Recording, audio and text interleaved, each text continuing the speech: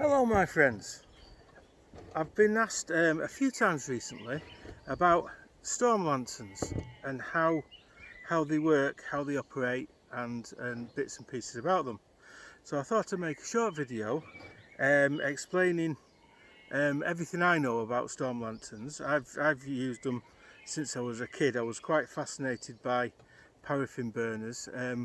We used to find them in the roadworks when I was little, because that's how roadworks lanterns worked, and we'd make a den and use them as light in the den.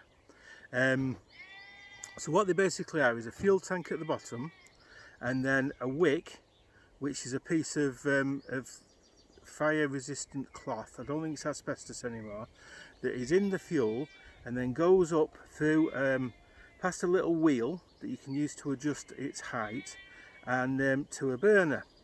There's no pressure involved, so you fill it up here, and these little German storm lanterns will burn for 12, 13, 14 hours on one fill up, so we can keep these running for a good month at a time, and you just fill them up at the same time every day. So the glass sometimes can get a bit sooted up, especially if you have the wick too long and it burns. If the wick's too long, the flame burns very yellow and you get soot.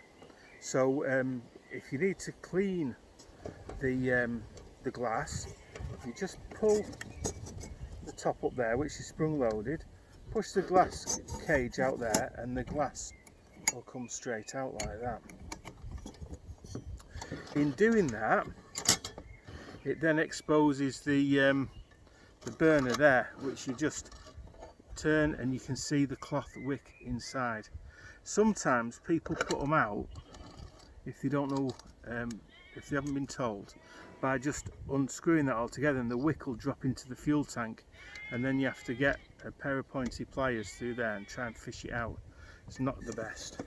So that, to put that back, you just lift that up, put that back under, and then gently put it down. The glass is a little bit delicate. It's not overly so, but a little bit delicate. Okay, in order to light the wick, there's a lever here. Now in theory that lever goes into a little catch there, but quite often that catch is worn, so it'll just drop back down again. I think this one's alright. You can adjust it up a little bit with that adjuster. That's the adjuster there for the flame. Okay, then when you drop it down, you see that flame there is a bit big, so I'll just use that adjuster and take it down.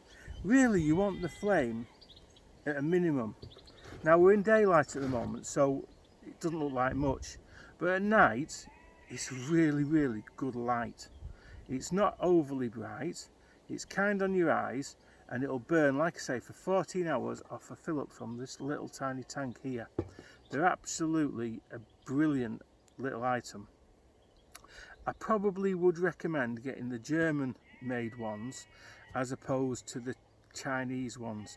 I've nothing against the Chinese, and they manufacture some great stuff, but in this case I don't know, these are just so much better. If you're paying a bit more, but it's sort of well worth it, you know.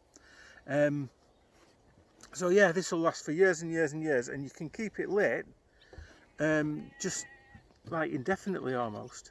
The wick hardly burns out. It just, as long as you keep plenty of fuel in there, it'll just keep going. Absolutely fantastic bit of kit, very robust. Now it says it's a storm lantern, but we get some really strong winds here, and I've made little boxes that they sit in, just to keep the worst of the wind off, because they will blow out in a direct strong gale.